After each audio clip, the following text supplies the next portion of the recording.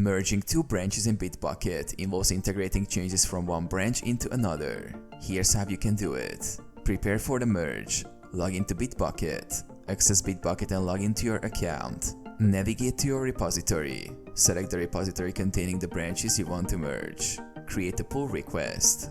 Open the Pull Request tab. Click on the Pull Request tab in the left sidebar. Start a new pull request. Click Create Pull Request to begin the merge process. Select Source and Destination branches. Source branch. Choose the branch you want to merge from.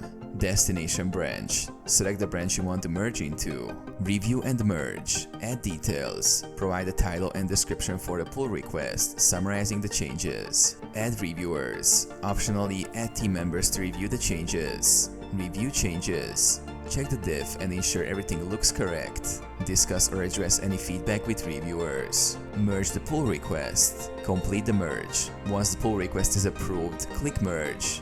You may have options for merge strategy, such as merge commit, squash, or rebase. Confirm merge. Follow prompts to complete the merge.